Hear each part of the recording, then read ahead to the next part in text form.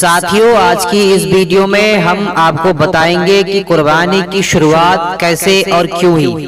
تو آپ سے گزارش ہے کہ اس ویڈیو کو سکون اور اطمینان کے ساتھ سنیں۔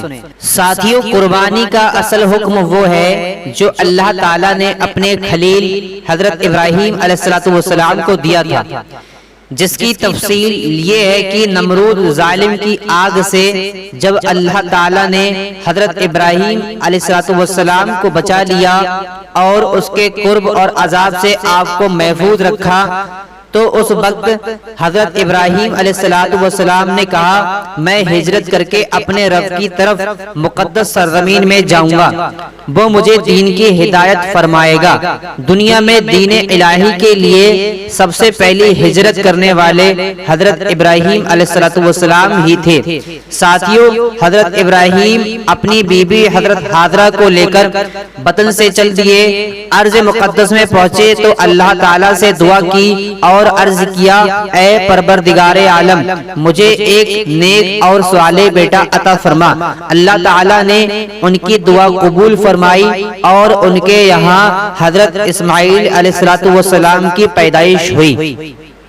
ساتھیوں، جب حضرت اسماعیل علیہ السلام اپنے آپ سے پہاڑ پر چڑھنے کے قابل ہو گئے تو حضرت ابراہیم علیہ السلام نے ایک دن ان سے کہا کہ اے میرے بیٹے، میں نے خواب میں دیکھا ہے کہ تم کو ذبح کر رہا ہوں، یعنی مجھے یہ حکم دیا گیا ہے کہ میں تمہیں اللہ کی راہ میں ذبح کر دوں۔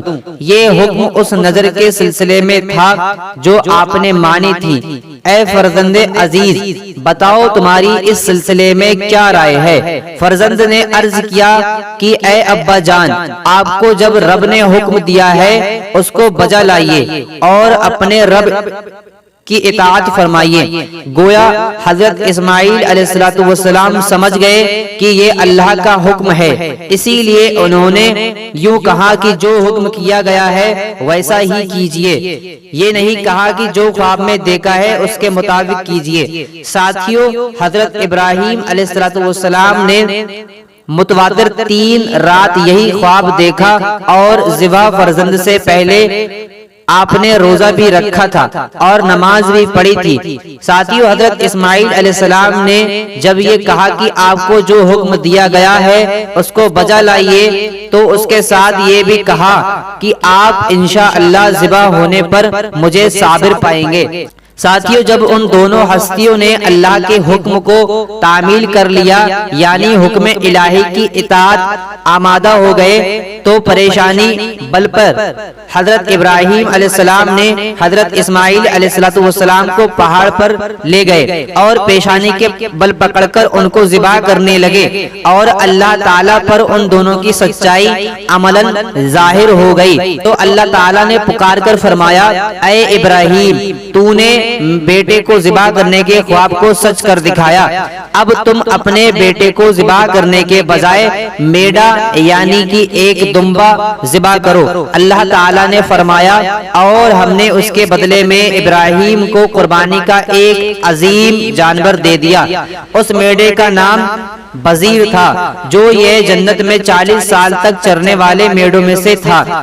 بعض لوگوں کا قول ہے کہ یہ وہی میڑا تھا جو حضرت آدم علیہ السلام کے بیٹے حابیل شہید نے قربانی کیا تھا۔ یہ میڑا جنت میں چرا کرتا تھا۔ اللہ تعالیٰ کا ارشاد ہے کہ ہم نیکوکاروں کو ایسی ہی جزا دیتے ہیں۔ حضرت ابراہیم علیہ السلام نے اللہ کے حکم کی اطاعت کی اور نیک عمل بجا لائے، اس کے بدلے میں اللہ نے ان کو بہترین جزا دی۔ یہ قول قبیح ہے۔ اس کے بعد ارشاد فرمایا، یہ بلا شبہ یہی کھلی ہوئی رحمت تھی جو اللہ نے حضرت ابراہیم کے فرزند سے درگزر فرمائی اور اس کے فدیہ میں دمبا دے دیا۔ ساتھیوں، بعض اصحاب نے کہا کہ خلیل اللہ نے جب اپنے فرزند کے حلق پر چھری پھیرنی چاہی تو ندا آئی، ابراہیم لڑکے کو چھوڑ دو، کیونکہ ہماری مراد فرزند کو قربان کرنا نہ تھی، بلکہ مراد یہ تھی کہ فرزند کی محبت سے دل خالی ہو جائے۔ بعض کتابوں میں آیا ہے کہ حضرت ابراہیم علیہ السلام نے جب بیٹے کو ذبح کرنا چاہا تو دل میں کہا، परवरदिगार अगर ये ज़बीहा दूसरे के हाथ से होता तो बेहतर था। अल्लाह ताला ने फरमाया ये काम तुम्हारे ही हाथों होना है। उस वक्त फरिश्तों ने अर्ज किया कि इलाहुल आलमीन, इस इरशाद का मौजिब और सबब क्या है? हक ताला ने फरमाया ताकि मेरे सिवा किसी और की मोहब्बत खलील यानी हजरत इब्राहिम अलैहिस्सलाम के दिल में ना रहे, क्योंकि मैं मोहब्बत में किसी का शरीक होना पसंद नहीं करता। साथियों, हजरत इब्राहिम ने बेटे से मोहब्बत को तो इस इंतहा से मुब्तला हुए।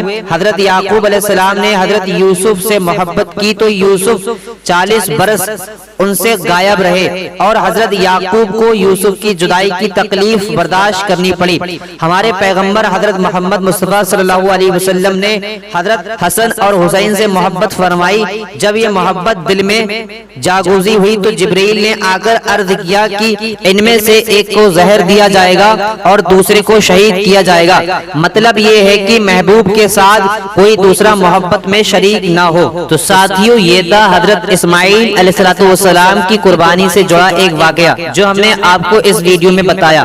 उम्मीद है आपको ये वीडियो पसंद आई होगी। अगर आपको ये वीडियो पसंद आई हो तो इस वीडियो को लाइक करें और हमारे चैनल को सब्सक्राइब करें। तो मिलते हैं अगली वीडियो में, तब तक के लिए खुदा हाफिज।